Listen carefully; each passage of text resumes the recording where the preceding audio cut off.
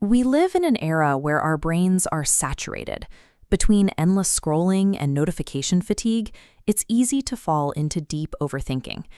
When we look for an antidote to this exhaustion, we often picture historical figures like Gautama Buddha as serene, untroubled beings who possessed total clarity from the moment of their birth.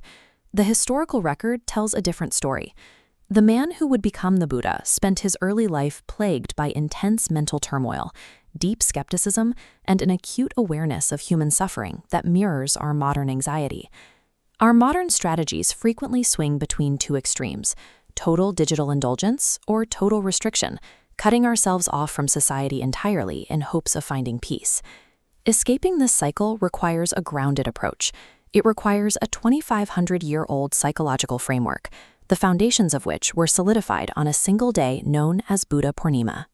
Historically, Buddha Purnima, also known as Vesak Purnima, is called the Trivid Pawan Parv, or the Threefold Holy Festival. It marks a unique anniversary of human psychological liberation. This diagram maps out 3 milestones in Gautama Buddha's life: his birth, his attainment of full enlightenment under the Bodhi tree, and his final liberation, or Mahaparinirvana. All 3 of these distinct events occurred on the same calendar date. From the perspective of the philosophy born on this day, human suffering is fueled by misdirected attention. We have a tendency to ask complex hypothetical questions about the universe while we are actively in pain. To address this, Buddha shared the parable of the poisoned arrow. He described a man who refused to seek spiritual help until he received answers about the afterlife and the nature of the cosmos. The illustration captures the core of his response. If struck by a poisoned arrow, your priority is to remove it and treat the wound. If you stop to analyze the wood the arrow is made from, you will die before you are cured. The lesson is psychological triage. To stop our own mental bleeding, we must stop agonizing over the unpredictable future and focus on treating our immediate distress. Treating that distress requires the right dosage.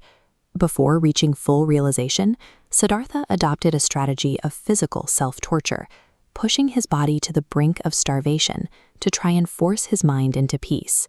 The turning point came when a woman named Sujata noticed the starving ascetic and offered him a simple bowl of rice pudding, known as Kheer. That meal demonstrated that punishing his physical body brought no more clarity than the total indulgence of his early life in the palace. Look at this visual spectrum. On one end is total sensory indulgence, on the other, extreme deprivation. The solution he found sits at the equidistant center. This is the origin of the middle path, or Majjhima marg. He took this equilibrium and sat beneath the branches of the Bodhi tree, located next to the Mahabodhi temple you see here. It was in this exact location that the middle path allowed him to achieve full enlightenment. Maintaining long-term mental health requires this type of active, intentional equilibrium. Applied to digital burnout, the middle path suggests that smashing your phone and retreating into isolation is a flawed strategy, much like doom scrolling for 10 hours a day. The practical solution is an intentional balance. You harness the utility of digital tools without allowing yourself to fall into a state of anxious attachment to them. This reflects Buddha's core thesis on human suffering. He taught that our pain stems from our desperate clinging to things we cannot control and the heavy burden of our suppressed anger. You can see this philosophy practiced during Buddha Purnima. As shown here, crowds gather to pour water over statues of the Buddha.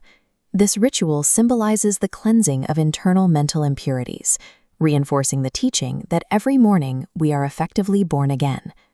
Wisdom is visible in the ability to live peacefully and fearlessly, far more than in the ability to speak intelligently.